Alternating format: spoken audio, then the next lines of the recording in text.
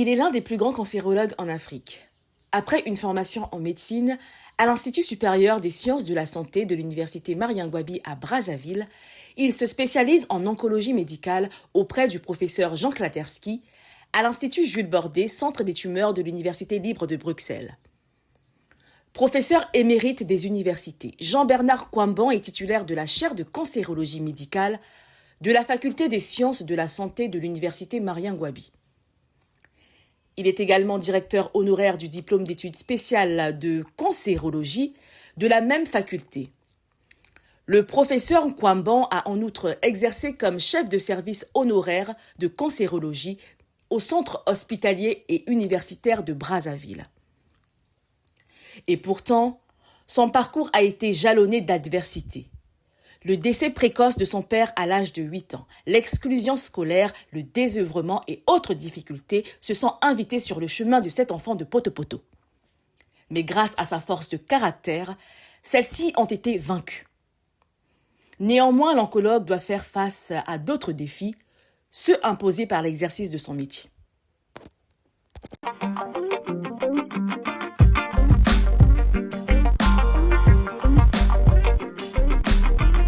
Merci beaucoup, professeur, d'avoir accepté notre invitation. Merci, madame. Alors, on vous compte parmi les plus grands noms de la médecine au Congo et pourquoi pas en Afrique. Mais votre parcours n'a pas été simple, il faut le souligner. Alors, quelles sont les épreuves par lesquelles vous êtes passé avant de devenir le professeur émérite qu'on connaît aujourd'hui? Ah oui, elles sont multiples, ces épreuves-là. Il faut d'abord commencer par l'enfance qui a été tumultueuse et très, très difficile. Heureusement qu'à l'époque, j'avais un frère qui m'avait tendu la main, Bankana, qui m'a sorti de cette galère de Poto-Poto pour me prendre avec lui d'abord à Jacob, pour me rescolariser parce que j'avais été renvoyé de la grande école de Poto-Poto. Et puis Jacob, Madingo, Loudima, où j'ai passé le concours. Après le concours, je suis revenu à Brazzaville, donc à Chaminade. Et puis là, ça s'est enchaîné jusqu'à l'université. Alors, vous avez raconté votre histoire dans votre livre autobiographique, je cite, « Le carabin, l'oncologue », c'est bien ça?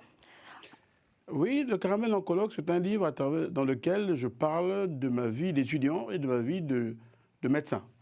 Voilà, ça résume un peu tout ça. Et ce livre, c'est un hymne à la persévérance et à l'effort dans lequel vous exhortez le lecteur à poursuivre un objectif et à ne pas se laisser abattre par les épreuves, justement. Qu'est-ce qui vous a donné, vous, la force de continuer malgré les épreuves, les difficultés que vous avez rencontrées? Alors, c'est d'abord l'environnement. Cet environnement, c'est Poto-Poto. Poto-Poto, c'est un environnement d'optimisme. Et moi, je suis un éternel optimiste. J'ai toujours rêvé faire des grandes choses. Je refuse de voir petit. Ma vision, c'est de faire des très, très grandes choses. Je ne comprends pas que les gens soient comme ça, comme des bras cassés, qui n'avancent pas. J'ai du mal à comprendre ça. Voilà. Vous êtes donc très ambitieux. Hein? Je suis très ambitieux. Parce que je suis à la limite d'une pupille de la nation, donc je viens de nulle part. Je me suis élevé par l'effort. Vous ne pouvez pas perdre votre papa à 7 ans, avoir une maman analphabète qui font de l'huile de palme au marché et qui a beaucoup d'enfants à élever. Et vous sortez de ce lot-là pour devenir l'un des grands patrons de la médecine d'Afrique noire. Je crois que ça ne court pas les rues. En tout cas, c'est à féliciter. Alors, vous êtes oncologue, autrement dit cancérologue. Vous exercez au Congo-Brazzaville. Est-ce que vous pouvez nous parler de votre quotidien face à la maladie? Alors, il faut dire que gérer les cancers, ce n'est pas gérer le paludisme. Parce que là, vous avez une dimension à la fois culturelle, sociologique, anthropologique, philosophique. Parce que ce sont des maladies très différentes des autres maladies chroniques.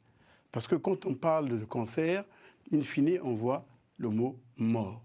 Heureusement, Dieu merci, qu'on a fait d'énormes progrès dans le cadre de la médecine pour aujourd'hui arriver à guérir près de 8 malades sur 10, ce qui est déjà bien. Dans 20 ans ou 30 ans, peut-être qu'on va guérir tout le monde, puisqu'on connaît de mieux en mieux la biologie des cancers. On a des outils thérapeutiques extraordinaires qui nous conduisent vers des traitements personnalisés. Donc demain, j'ai foi que nous arrivons à guérir tous les cancers, sinon rendre ces cancers des maladies chroniques.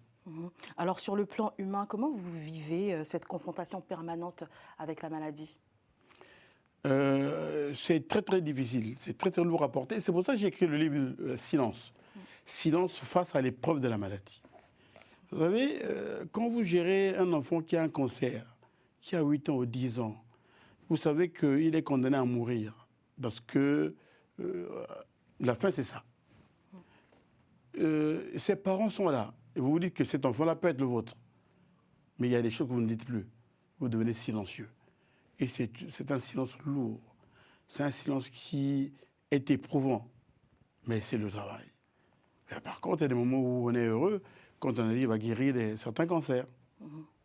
Alors, quelles sont les principales difficultés que vous rencontrez dans la pratique de votre métier? Alors, déjà, tout ce qui est lié à la prise en charge des patients.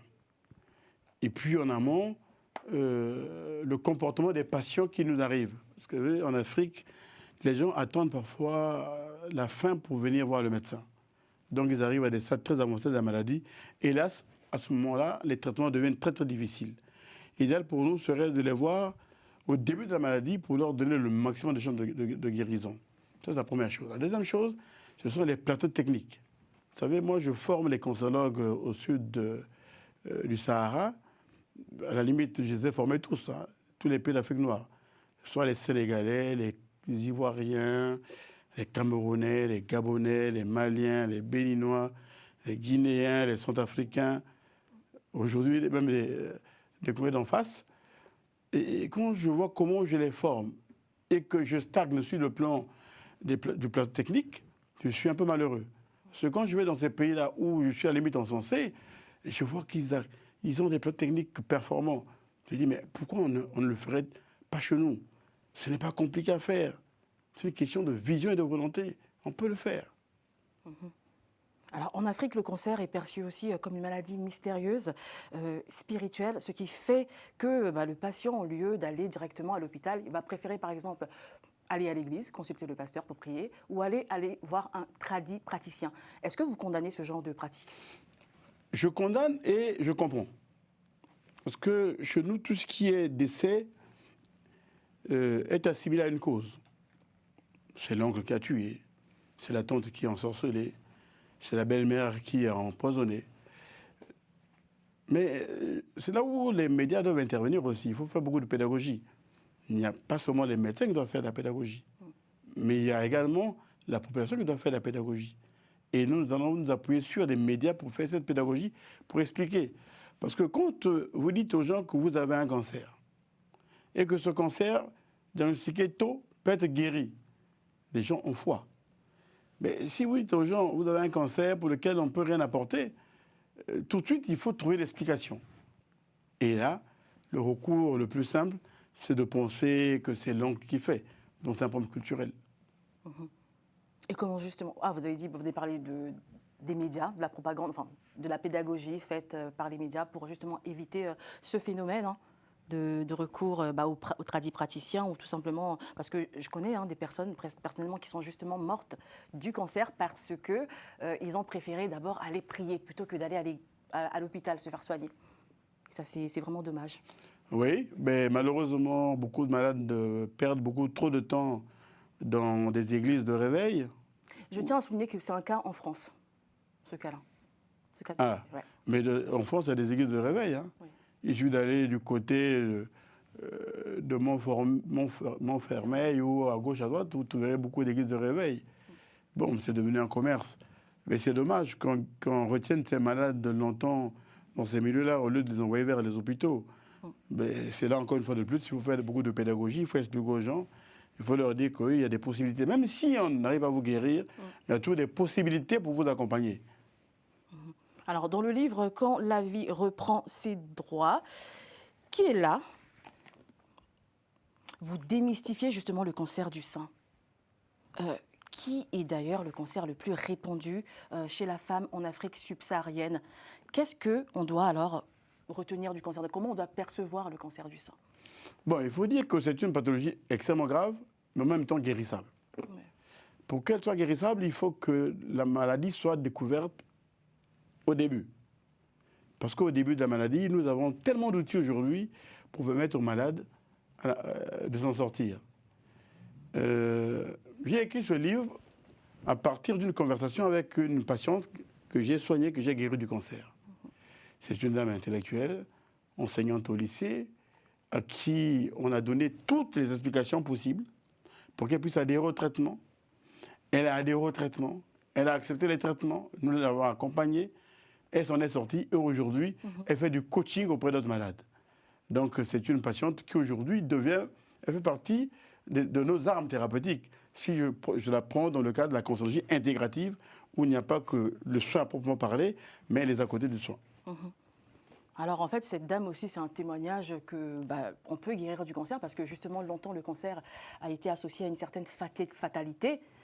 Mais vous dites, enfin vous racontez à travers ce livre-là qu'on peut guérir du cancer, mais seulement s'il est pris à charge beaucoup trop tôt. C'est tôt, pardon. Je vais vous faire une confidence, j'en guéris beaucoup.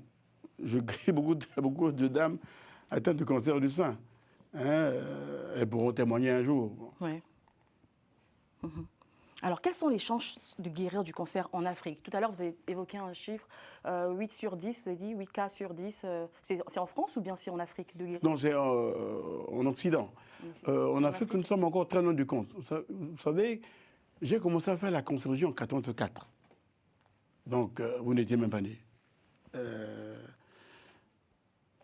À l'époque, j'étais l'assistant du professeur Gombe Mbalawa. Car en fait, il ouvre le service de cancérologie quand il rentre de Lille, en 1981. Je suis étudiant en médecine, il est mon prof. Je suis subjugué par son discours parce que le monsieur avait une compétence avérée, une éloquence hors pair. Et je dis, s'il arrive à s'occuper des cas aussi atroces, aussi difficiles, pourquoi je ne le ferais pas? Donc j'ai rejoint son équipe et j'ai commencé la cancérologie à ce moment-là. Et puis après, je suis monté en Belgique où je suis resté 14 ans à l'Institut Jules Bordet, qui est le centre de référence des traitements des cancers en Belgique. Et j'ai appris énormément. Et ce que j'ai appris là-bas, je suis allé le transposer au Congo. Mais quand j'ai commencé, on guérissait un malade sur 10. Et puis quand je suis rentré, on était à 2 ou 3 malades sur 10. Aujourd'hui, nous sommes, je crois, à 5 malades sur 10. Maintenant, quand on tient du compte. Mais pourquoi? Mais parce que nous n'avons pas tous les outils nécessaires aujourd'hui au Congo-Brazzaville. Il suffit de les avoir, un bon plan technique, où on fait le diagnostic avec tout ce qui est profilage moléculaire pour ces pathologies-là, pour proposer des traitements à la carte, des traitements personnalisés. Malheureusement, ces traitements ont un coût très élevé. Et donc, tout le monde n'a pas accès aux soins, à ces traitements? Oui, malheureusement, il y a encore une inégalité dans l'accès aux soins. Le combat qui est le nôtre, c'est de tout faire pour que tout le monde soit égal vis-à-vis du soin. Ça, on peut le faire. Nous sommes un petit pays. Le Congo-Brazzaville, c'est 6 millions d'habitants. Nous sommes un pays immensément riche. Si le pays est bien géré, il n'y a pas de raison que nous ne soyons pas capables d'aider les Congolais. Et moi, je suis visionnaire. Moi, je suis pour que les soins soient à la limite gratuits pour tous les malades du Congo, comme ils l'ont été sous Kadhafi en Libye, comme ils le sont encore dans les pays émiratis. Alors, la parole est souvent thérapeutique, c'est aussi un moyen de guérison, et donc qui est très encouragé dans le processus de guérison, mais vous dites que le silence peut parfois être bénéfique. Dans quel sens? Alors, quel est mon intérêt à moi de dire la vérité, toute la vérité, si je suis devant un mur? Parce qu'il y a des gens qui sont dans le déni de la maladie, qui ne veulent pas écouter. Pourquoi voulez-vous que je vous dise certaines choses alors que vous ne voulez pas m'écouter? Donc là, à ce moment-là, le silence devient même une vertu. Voilà. Donc c'est un peu dans ce sens-là que j'ai écrit le livre Le Silence. Mais je suis allé au-delà de la médecine. Parce que je dis, mais le silence, on n'observe pas qu'en médecine. On observe dans le cas de la justice. Vous voyez, les condamnés à mort. Le monsieur qui est de la chambre des exécutions, il est silencieux. Le silence des philosophes. C'est pour ça que je suis allé voir le ministre Ebomé Magessa, qui est un brillant philosophe congolais.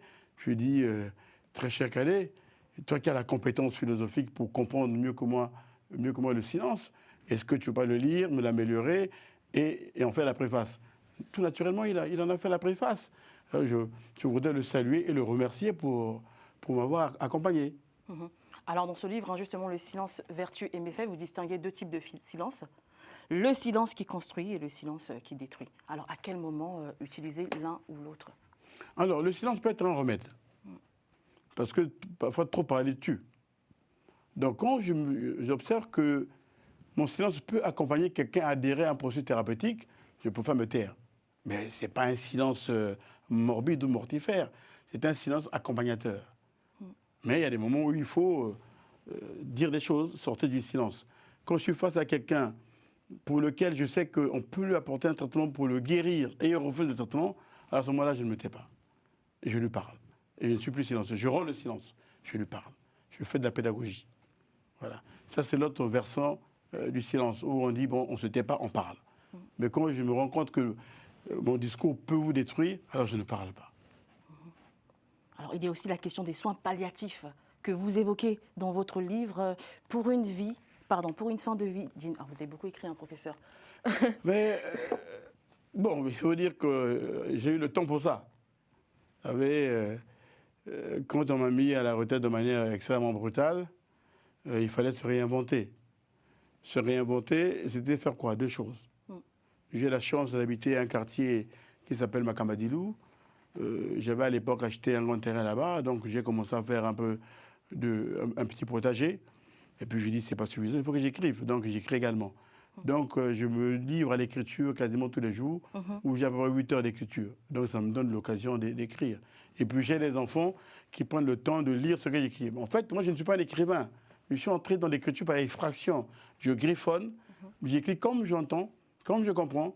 Et derrière, mes enfants reprennent les livres, les améliorent, coupent les phrases, améliorent les phrases, et puis on produit des bouquins. Alors, pour revenir aux soins palliatifs que j'évoquais tout à l'heure, ces soins ont pour but de préserver justement la qualité de vie des malades. Qu'en est-il au Congo? Alors, les soins palliatifs sont très très peu développés au Congo. Ouais. C'est l'occasion de rendre hommage à une dame, sœur, le prénom va me revenir, qui, il y a plus de 20 ans, a mis en place cette prise en charge des malades en fin de vie. Parce qu'elle a voulu rendre... C'est la sœur Eliane Boukaka. Elle a voulu rendre la dignité à ces gens qui sont en train de nous quitter. Même quand on n'a plus de traitement à proposer sur le plan curatif, il y a toujours quelque chose à faire. Il n'est pas normal, dans une société moderne, que nous laissions les nôtres mourir dans la souffrance, où les gens vomissent, où les gens ont mal, alors qu'il y a des petits artifices qui peuvent faire en sorte que ces gens-là n'aient plus mal, que ces gens-là ne vomissent plus. Mais quand on crée des conditions pour que ces gens-là meurent dans la dignité. Les soins palliatifs, ce n'est pas l'équivalent de l'euthanasie. Non. Moi, je suis un fervent croyant catholique. Je ne ferai pas d'euthanasie. Mais j'accompagnerai les malades pour qu'ils meurent dans la dignité. Pour que les gens ne meurent pas dans l'indignité. Un pays moderne se doit de mettre en place des outils pour que les compatriotes meurent dans la dignité. Mais comme il n'y a pas une voix, en fait, ce livre que j'ai écrit, c'est en même temps un plaidoyer. J'ai eu à échanger avec un ami et frère qui est un député, Abel Owassa, qui est pris de ces problèmes-là. Et puis j'ai eu également à échanger avec Madame Kimbassa. Et autour de ces échanges-là, j'ai dit il fallait que j'écrive un livre. Ce livre est né de ces échanges-là. Donc aujourd'hui, il est question que le Parlement se saisisse de ce livre, que tous les parlementaires le lisent et que quelqu'un porte ce livre pour proposer un projet de loi. Il faut que nous votions un projet de loi sur les soins palliatifs au Congo. Alors vous êtes vraiment attaché au bien-être des malades. Vous souhaitez leur offrir la meilleure prise en charge possible. Qu'est-ce qui, selon vous, devrait être fait dans ce sens? Si on arrive à mettre en place un projet de loi, ce serait très bien. Ça nous permettrait d'aller lever les fonds. Vous voyez, il y a des fondations au Congo-Brazzaville. MCN a une fondation, RTL a une fondation. J'ai des amis qui ont une fondation, la fondation Elbo, Edith Lucie Bongo Ndimba, qui, il y a une dizaine d'années, m'avait accompagné au CHU en m'offrant un peu d'équipement. Vous avez la fondation, la SNPC. Donc on peut aussi aller vers notre frère Raoul Ominga pour dire, voilà, est-ce que vous ne pouvez pas mettre dans un fonds un peu d'argent pour que nous aidions, que nous accompagnions les parents qui sont en fin de vie, qui ne peuvent plus sortir de l'argent pour acheter les médicaments. Parce que la maladie les a épuisés. La maladie a détruit les finances de la famille. Donc si on peut leur apporter un peu d'argent pour acheter la morphine, acheter les antibiotiques, c'est déjà ça. Donc mais si vous n'avez pas de loi, c'est difficile Parce qu'il ne s'agit pas de prendre l'argent pour que Nkwamo aille prendre un verre quelque part. Non, il s'agit de prendre de l'argent pour le mettre au profit de ces malades-là. Et c'est le travail que je suis en train de vouloir faire ces jours-ci. Et vous avez aussi d'autres idées justement pour toujours améliorer la prise en charge des malades atteints du cancer au Congo-Brazzaville. Vous présentez un projet de centre de cancérologie que vous aimeriez bien voir au Congo-Brazzaville. Vous en parlez dans ce livre.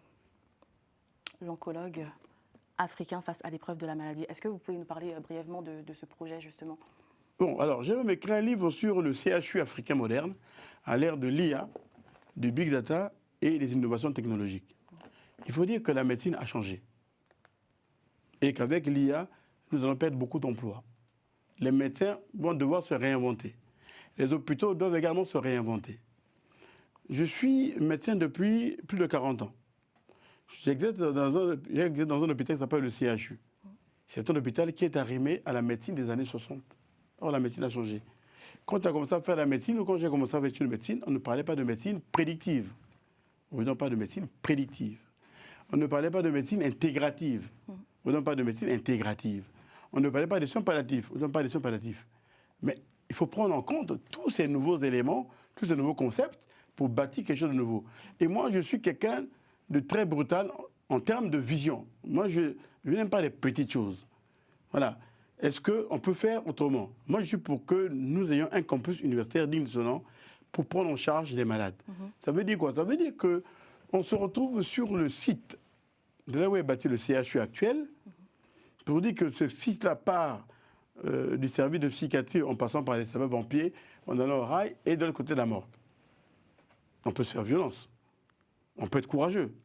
On dit, bon, on va délocaliser certains services en fabriquant des préfabriqués, excusez-moi la répétition, dans des hôpitaux de base comme Makédé-Kélia et Talangaï, pour relocaliser le personnel médical et le personnel paramédical dans ces hôpitaux-là. Et on rase tout. On négocie avec ceux qui ont leur maison à l'ECH, ils sont indemnisés, dédommagés, et on rase tout. Et on construit un campus digne de ce nom, un campus moderne. Il faut être moderne. Je ne comprends pas pourquoi on se refuse à la modernité. Et là, on construit quoi? On construit la faculté de médecine. Parce que la faculté de médecine du Congo squatte les locaux du CET, du côté de l'université là-bas, du côté du rectorat. Ce n'est pas normal. On construit la faculté de pharmacie. Il n'est pas normal, dans un pays moderne comme le Congo, que nous n'ayons pas une faculté de pharmacie. Mais toutes ces substances qu'on aurait pu développer chez nous, mais si on n'a pas une faculté de pharmacie, de les faire comment?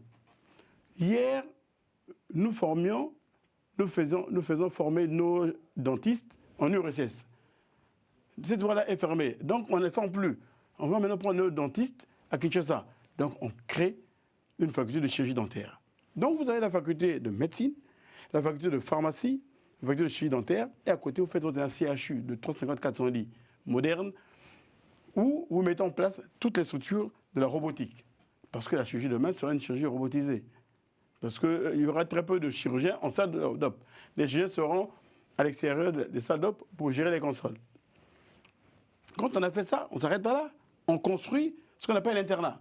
C'est-à-dire que tous les gens qui arrivent en 7e année de médecine habitent à l'hôpital. Donc vous avez une main-d'œuvre à la limite gratuite. Quand il y a un problème, tout le monde est là. Vous construisez le résidentiat. C'est-à-dire que vous prenez les meilleurs de chaque spécialité, les 5 meilleurs, dans des appartements. Ils vivent là avec leur famille. Ils vivent là. Et puis des bâtiments administratifs. Vous mettez un centre commercial, une ou deux banques, vous mettez quelque chose là où les gens peuvent aller faire du sport, et vous avez un campus universitaire comme on l'a en Malaisie, comme on l'a à Singapour. Mais ça peut se faire. Si mon frère Raoul Ominga arrive à reconstruire des écoles à Brazzaville en 2-3 mois, on peut se dire qu'en 2 ans, vous prenez les gens, des baroudeurs qui accompagnent Ominga, ben on construit ce campus-là. Et moi, je veux bien accompagner mon pays pour faire ça. 2 ans avec Raoul Ominga, avec mes collègues qui sont un peu partout à travers le monde, on dit, bon voilà, on va faire quelque chose de bien pour ce pays avant qu'on nous rende l'âme. On peut le faire. Et donc, vous lancez un appel au pouvoir public? Ah mais oui, mais ils m'écoutent. Mais ils font ce qu'ils veulent. Moi, je ne suis pas un homme politique. Si on demande mon avis, si on demande ma compétence, mais je leur apporterai, il n'y a pas de problème. Ok, très bien. Nous sommes pratiquement à la fin de cette émission. Il nous reste 3 minutes, professeur. Donc, avec vous, on a parlé de votre parcours, de la prise en charge des malades atteints du cancer. Nous avons aussi évoqué vos différents ouvrages que on a ici sur le plateau, qui livrent vos réflexions et même des témoignages de patientes guéries du cancer. Professeur, vous véhiculez souvent un message d'espoir dans vos récits et même dans la pratique de votre exercice. Il faut redonner de l'espoir aux patients. Oui, bien sûr. Parce que le premier message, c'est de dire que le cancer est une maladie grave, certes, mais c'est une maladie guérissable. Si on n'arrive pas à guérir, mais on n'est pas obligé de mourir du cancer. On peut mourir d'autre chose. Mais nous avons des arguments pour améliorer votre quotidien, pour vous rendre digne. Je vais faire un scoop. Peut-être que dans 30 ans, on arrivera à guérir tous les cancers. Ah bon? Ben, je crois. Vous savez, aujourd'hui, quand j'écoute les spécialistes de l'IA, on se bat aujourd'hui pour reculer l'âge de la mort. Peut-être qu'on va vivre au-delà de 150 ans. Ben, moi, j'aimerais bien vivre au-delà de 150 ans. Hein. Mais il me semble que ça va arriver. Donc, si on vit au-delà de 150 ans, ça veut dire qu'on pourra améliorer également la prise en charge des cancers. Et moi, j'ai foi que dans 30 ans, 25-30 ans, on arrivera à guérir tous les cancers. Alors, la maladie n'a donc toujours pas le dernier mot et nous allons terminer avec une citation porteuse d'espoir, extrait de votre livre, je cite « Lorsque la médecine et l'humanité marchent ensemble, la vie peut souvent reprendre ses droits ». Voilà, une pensée à tous les malades du cancer qui nous suivent depuis le continent africain.